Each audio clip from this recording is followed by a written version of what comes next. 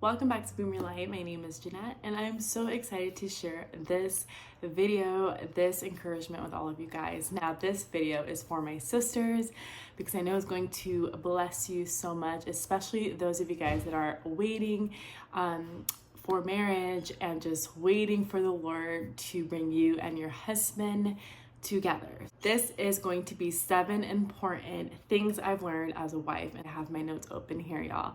So these are just things that I've learned so far as a wife, and so far what I've learned in this marriage, of just what God has been doing, what God has been showing me, what God has been even pruning me in to be a better wife, right? Because we never stop growing nor transforming. We're always going to be growing in the Lord. So 7 important things I've learned so far. Number 1, y'all, this is very important. It's probably the most important out of all of these. I just want to share it with y'all. Again, I'm going to emphasize it's one of the most important that you're going to hear me say. So number 1 is submitting to Christ, both, right? Husband and wife, both submitting to Christ, but also submitting to my husband, y'all. So in marriage, like, you're gonna submit, ladies. Like, it's not gonna be, I'm not saying you're not gonna have a brain of your own, you're not gonna have an opinion of your own, you're not gonna be able to share your heart, your mind. Of course you are, because we're not robots. We were designed to help our husbands. But submission is very important.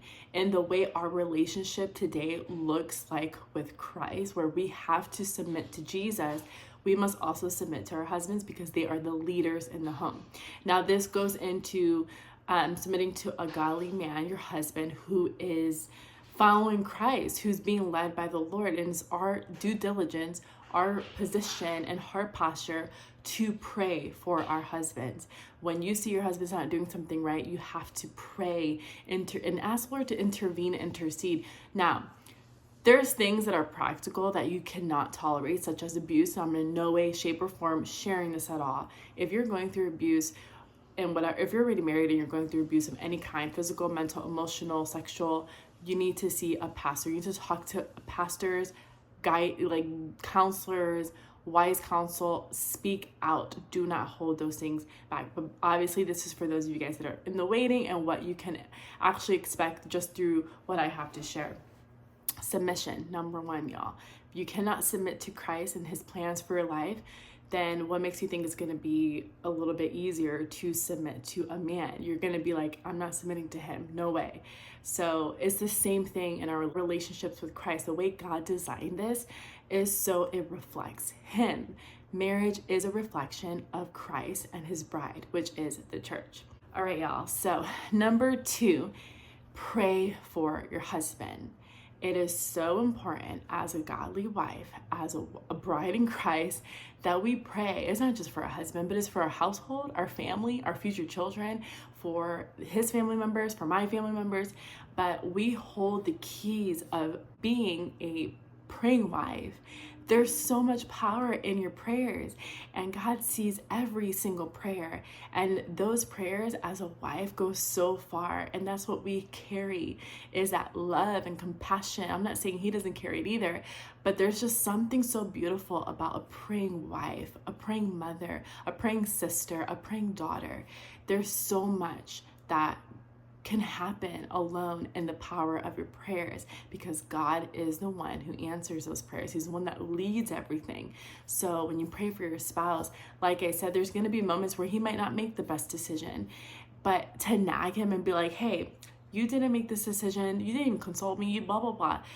You can try to nag him to the T. And that is actually in the Bible, where it talks about it's better for a man, right? It's better for a husband to live on the corner of a roof than it is for him to live with a nagging wife. You don't want to be a nagging wife. You want to be a praying wife. Yes, we're human. They're not perfect. Our husbands are not perfect. He won't be perfect. But when you pray, God intervenes in that situation. And you'll see God's hand. You're going to be like, whoa, I didn't even have to say anything. God came through. So that's number 2. Number 3 is watch my tongue. Y'all, This is so important. Be mindful with what you're going to say. Think about him and how you treat him. It's important.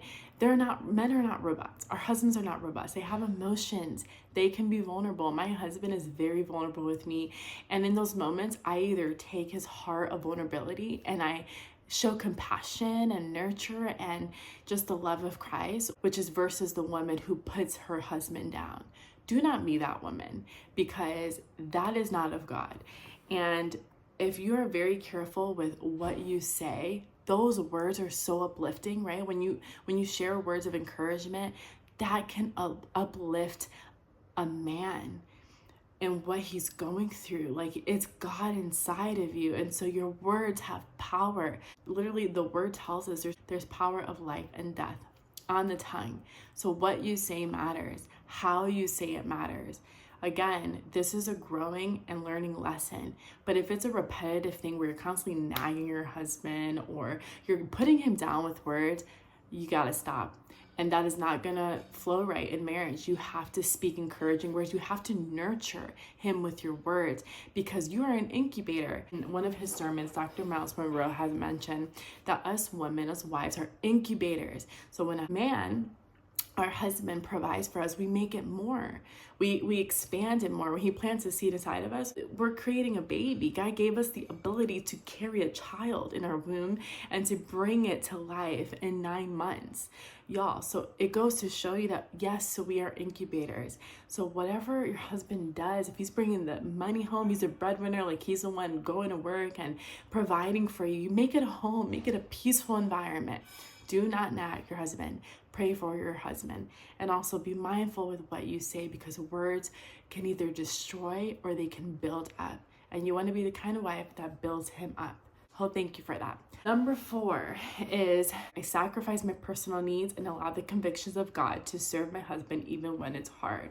Serving. You want to serve with a cheerful heart. You want to serve with love and compassion and joy.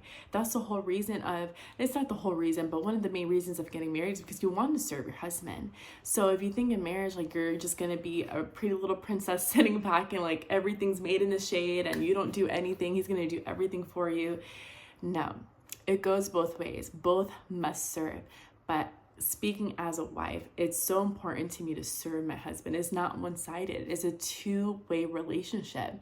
And if he's constantly serving, but I'm not doing my part and, hearing him out in the ways that he wants to be served, then I'm not really, showing the love that I need to in my marriage. I'm not being an example of Jesus, because he's a great teacher in teaching us how to serve others. And if you think when you get into marriage, you're going to not serve and you're not going to do any of those things, that is false. It's not true, because when you get in marriage, you're going to realize that it goes both ways, and to serve him means you love him, even in the smallest of ways. If it's making him a cup of coffee, if it's, washing his clothes every day. I love serving my husband. I love doing the home things like the laundry. And y'all might be like, I'm not cut up for that. And listen, you got to work that out with God. But when you get married, like, those things are very important. I don't let a day go by where I'm lazy in the things that I love to do. Like, obviously there's resting and all those things, but I try to prioritize my days and getting many things done, because if we're talking about outside of children where there has to be order in our home, then imagine with children. If you're a parent watching this, you understand that there's like this time frame you can get things done with children, because they take up your time and attention. So you have to work out this routine that works out for your household. And so for us, it's so important that we serve each other. Like, some mornings he'll make me coffee. I don't even ask for it. He just does it.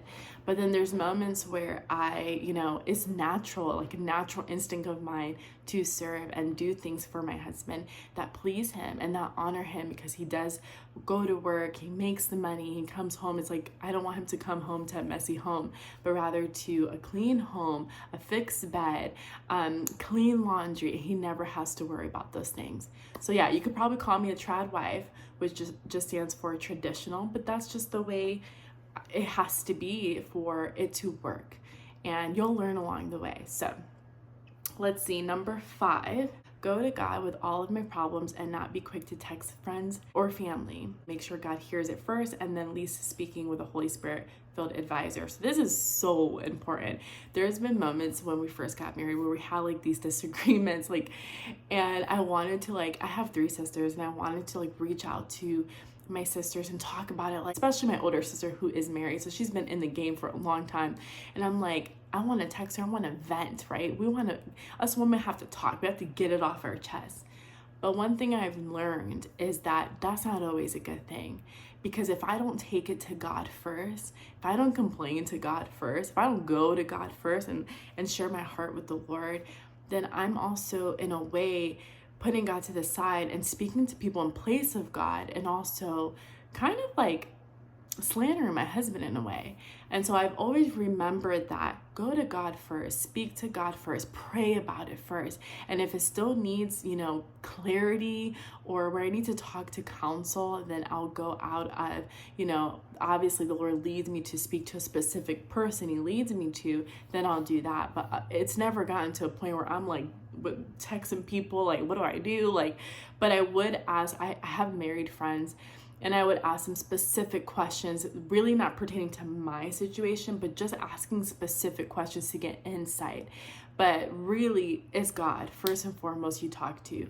Always vent to God. He wants to hear about it, and he wants to help you fix it. He wants to actually put it in your spirit and in your heart to help you, so that there's no friends that are pouring in, they're giving from their own opinion, and then before you know it, you got your friends that talking about your husband. It's just not, it's a whole thing. And to be honest, if you can stay away from that, please do. Always go to God first, and then a leader or a pastor, or a friend that you really look up to and you're encouraged by with their own marriage.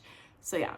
Number 6, we're almost there, y'all. Speak highly of the things my husband does so well for me and our family. Acknowledge his accomplishments. So this is very important, because we got all the important big things out the way, right? The prayer and seeking God first.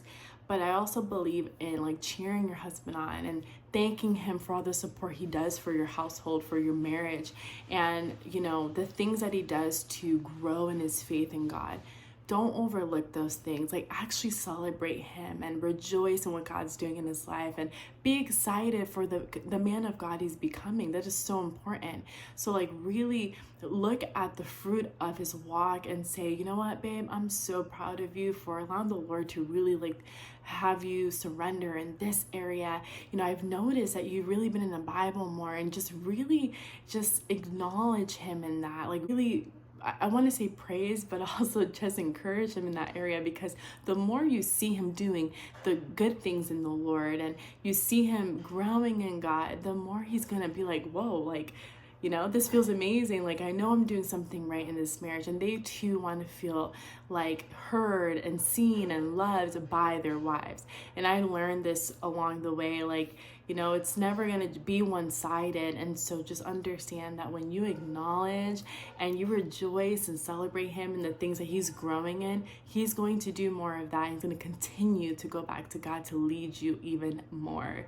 So number 7, the very last one, this is the bonus one. I wrote, celebrate the tiny milestones and victories that lead to the big ones. So this kind of coincides with the very last one, number 6, but celebrate the little things, and really just make sure that you're in it together, right? It's not just where he's putting in all the effort, all the work, but that you're also seeing the growth in things, but also being his helper and coming up with ideas and just really praying for his vision and for God to bring it to life, and celebrate him and walking in that. Because again, the husbands are the leaders of the home, and there's sometimes a lot that they think of and go through to provide and lead, and that is just the responsibility that God gave the husband, and we're there to help. So celebrate those tiny milestones, the things, like I said, number 6, it goes right into that, but just celebrate and rejoice in that. So those are the 7 tips I have that I've learned so far in my marriage. I pray it blesses y'all,